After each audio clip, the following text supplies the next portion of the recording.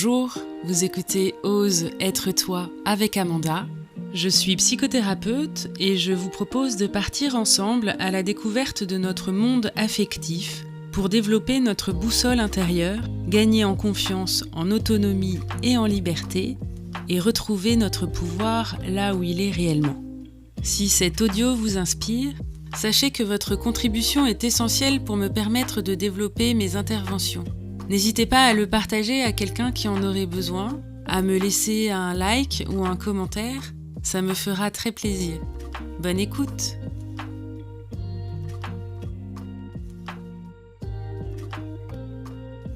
Bonjour à tous! Aujourd'hui, ce dont je voudrais parler, c'est une clé très importante pour décrypter ou pour traduire votre inconscient. Il s'agit aussi d'une clé essentielle pour sortir de nos conditionnements ou de nos mécanismes dysfonctionnels. Alors la première chose à vous dire, parce que très souvent je me rends compte qu'il y a un premier malentendu, c'est que votre inconscient, il est toujours à votre service. Il a toujours à cœur, s'il a un cœur, en tout cas, il a toujours à cœur votre intérêt. Il est là pour servir vos intérêts. Quoi qu'il en coûte, quoi qu'il advienne. Votre inconscient, c'est votre meilleur ami. S'il fait des choses, c'est toujours, vraiment toujours, pour vous protéger. Alors il fait des choses parfois un peu étonnantes, c'est-à-dire qu'il va faire des choses qui sont très coûteuses, parce qu'en fait l'inconscient, il a sa logique à lui, et parfois il a la logique d'un enfant de 5 ans, ou de quelqu'un qui n'a pas beaucoup de connaissances ou de ressources.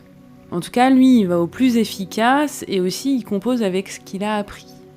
Donc, à son niveau de développement sur ce sujet-là. Et c'est vraiment à retenir d'abord, c'est cette idée qu'il est de votre côté, qu'il est dans votre équipe de soutien, même quand il fait des choses dramatiques. C'est la stratégie utilisée qui est dramatique et qui a des conséquences très lourdes, et derrière, il y a toujours l'intention de vous protéger. Et puis ensuite, c'est de vous dire ce que sont les conditionnements et les mécanismes dysfonctionnels. Ce sont toutes les choses qu'on apprend dans l'enfance et puis après tout au long de sa vie, par notre éducation, par les gens qui nous entourent, par notre environnement, notre culture.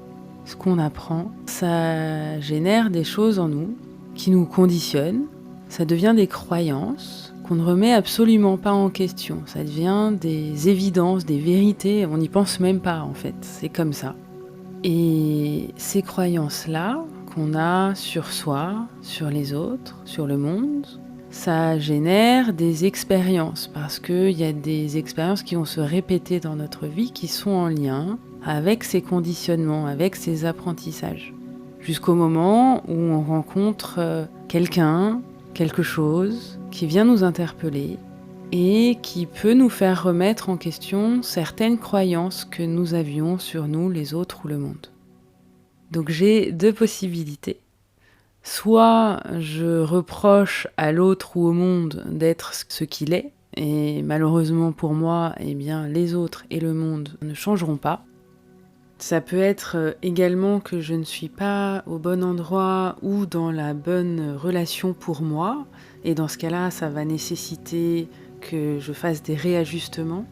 Ou alors, si ça se reproduit, je peux m'interroger moi, me remettre en question et peut-être me dire que j'ai une croyance limitante ou une fausse croyance à un certain sujet. Et le cadeau à la clé, c'est une libération.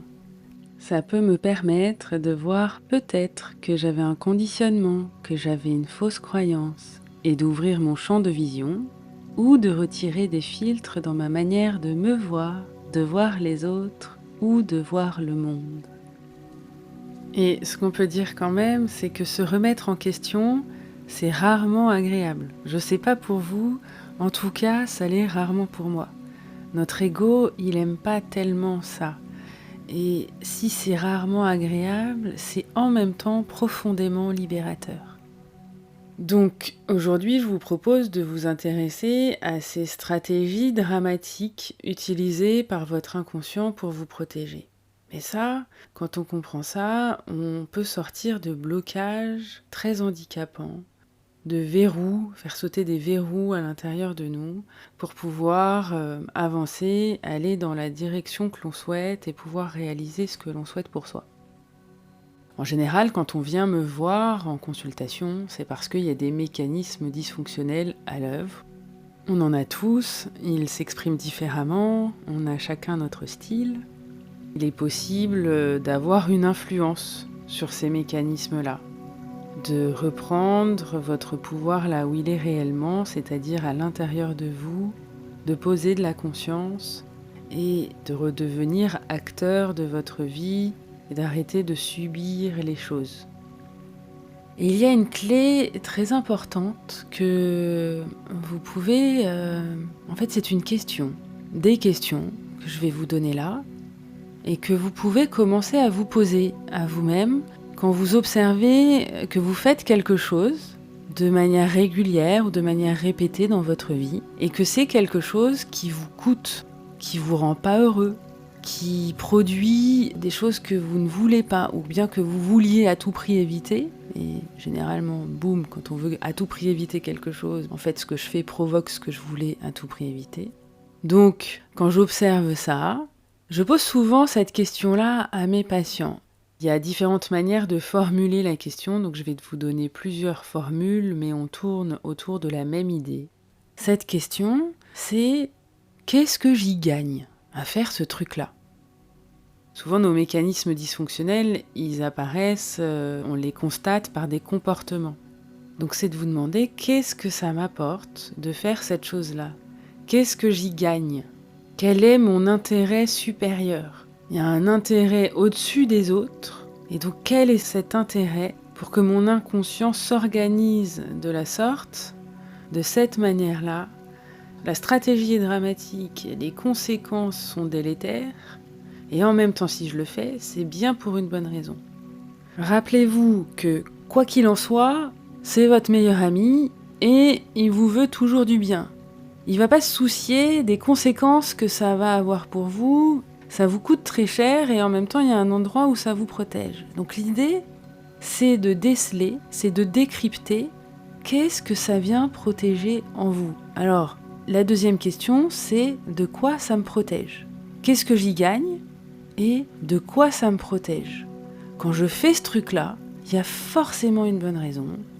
Et cette bonne raison, c'est toujours la sauvegarde, la conservation, la protection de soi, aussi paradoxal que ça puisse paraître.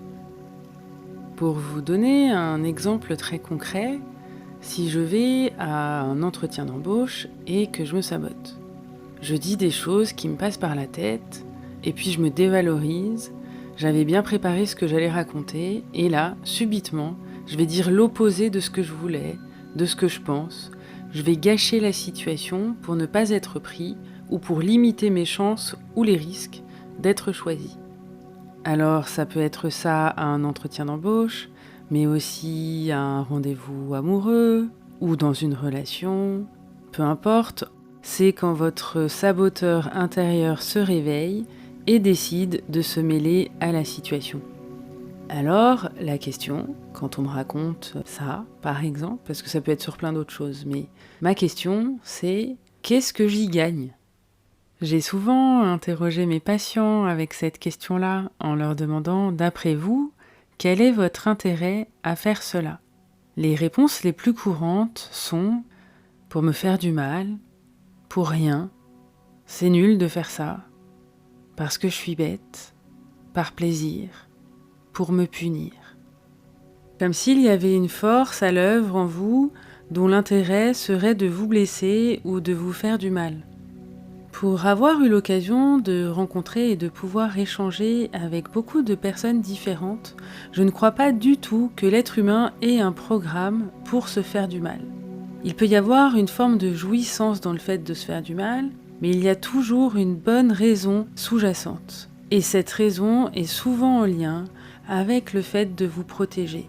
Encore une fois, c'est la stratégie qui est dramatique. L'intention, elle est de vous protéger. Donc, une autre formule, c'est de quoi ça me protège. Ce truc que je fais, qui se répète dans ma vie, à plein de moments ou sur des plans différents, ce truc-là que je suis en train de mettre en scène à chaque fois, de quoi ça me protège? Mon inconscient a l'illusion que ce serait pire si je faisais pas ce truc-là. Alors il n'y aurait pas les conséquences, mais peut-être bien que ce serait pire pour moi si je le faisais pas. Ce sont des croyances limitantes, et une fois qu'on met ça à jour, on se rend compte qu'elles se sont établies, ces croyances, quand on était très petit, souvent. Donc en fait, on n'avait pas du tout les mêmes connaissances sur le monde, on n'avait pas du tout les mêmes moyens d'action, de ressources, et donc elles ne sont plus valables. Et ça nécessite de les remettre en question, aujourd'hui, avec quelqu'un qui vous accompagne et qui vous pointe que là, il y a une croyance limitante. Autrement, on ne la voit pas.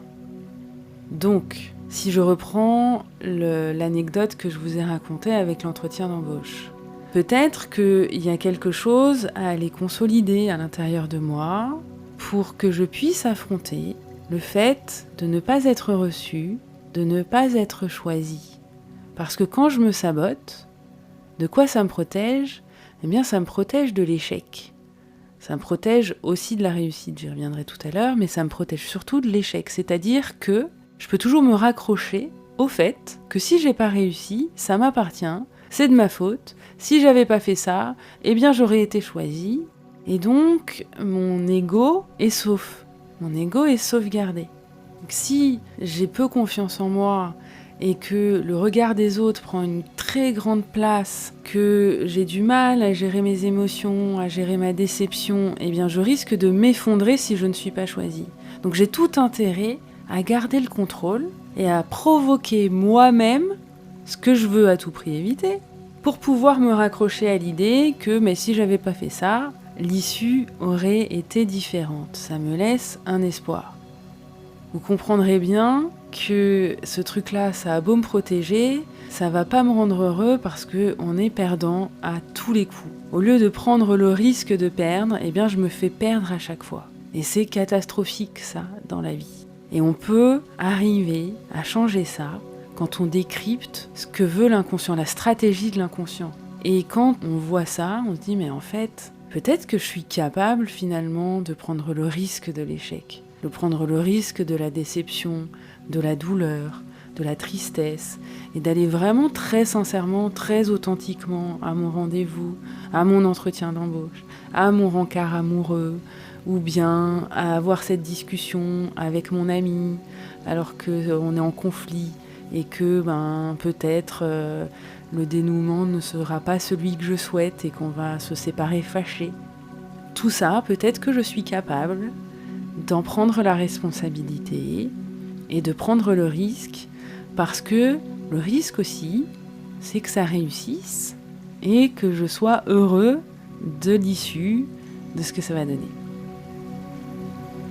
Pour terminer, je voudrais revenir sur cette histoire d'avoir peur de la réussite. On y pense moins, et très souvent, en fait, on a presque aussi peur du fait que ça ne marche pas que du fait que ça marche. Parce que le fait que ça marche, ça impliquerait des changements, ça impliquerait un engagement, et peut-être que je ne suis pas prêt quand je me sabote, pour reprendre cet exemple-là, quand je me sabote, peut-être que je ne suis pas prêt à ce que ça va me demander derrière, en engagement et en temps, en énergie. Peut-être que ça va me mettre la pression, peut-être que ça va me demander de l'organisation, que je vais devoir quitter certaines choses pour en faire d'autres. Peut-être que je vais devoir donner ma démission et que j'ai un lien très fort avec certains collègues ou avec mon patron pour pouvoir accéder à ce travail que vraiment j'ai très envie de faire. Et il n'empêche qu'il y a des choses un peu difficiles, je dois quitter, il y a des deuils à faire, il y a toujours des deuils à faire. Quand je prends une voie, quand je prends un chemin, j'en quitte un autre, je quitte tous les autres possibles ouverts, eh bien ce ne sera pas envisageable. Et donc ça nécessite de les fermer pour prendre le chemin que je souhaite. Et renoncer, parfois, c'est vraiment difficile. Donc, pour revenir à la clé qui vous permet de décrypter votre inconscient, c'est de vous demander qu'est-ce que j'y gagne, qu'est-ce que ça m'apporte, de quoi ça me protège, qu'est-ce que ça me permet d'éviter, quelle est la bonne raison qu'il y a en dessous. Et parfois, c'est accessible, c'est limpide, on a vite la réponse. Parfois, c'est bien masqué, bien déguisé, parce que l'inconscient, c'est aussi un très bon prestidigitateur, c'est un très bon magicien, et c'est le roi du déguisement. Parce qu'évidemment, l'une de ses priorités, c'est de ne pas être démasqué pour pouvoir continuer à faire ce qu'il fait, c'est-à-dire vous protéger. Et de ce fait, c'est parfois difficile d'aller explorer ou d'être au clair avec ça, et ça nécessite l'intervention de quelqu'un d'extérieur qui regarde ce truc-là avec vous et qui va pas avoir vos filtres émotionnels à vous, parce que ce serait comme vous demander de regarder derrière votre tête. Donc on a besoin de quelqu'un qui n'est pas affectivement impliqué, qui n'a pas votre histoire et qui va pouvoir mettre de la lumière là où c'est obscur et flou pour vous. Sachez que même les psys ont besoin de quelqu'un d'extérieur, d'un regard extérieur. Donc les psys vont voir des psys aussi, et c'est même très conseillé que votre thérapeute ait fait un propre cheminement intérieur. Et pour conclure, je voudrais vous partager quelque chose qui m'a vraiment aidé, moi, dans ma vie, et qui aide les gens que j'accompagne au quotidien. C'est de pouvoir regarder ce qu'on fait, nos mécanismes, même les plus désastreux, avec humour, de pouvoir en rire. Alors, dans l'immédiat, le constat, il est parfois catastrophique. Donc ce n'est pas de rajouter une réaction défensive là-dessus. C'est plutôt d'abord, dans un premier temps, d'accueillir évidemment ce que ça vous fait, s'il y a de la déception, s'il y a de la colère, s'il y a de la tristesse. Une fois que ça s'est passé, c'est pouvoir regarder un peu les choses et de pouvoir en rire. D'avoir une ou deux personnes, au moins, autour de vous, avec qui vous pouvez rigoler de cette chose-là. C'est aussi vous regarder avec tendresse quand vous pouvez rire de ça.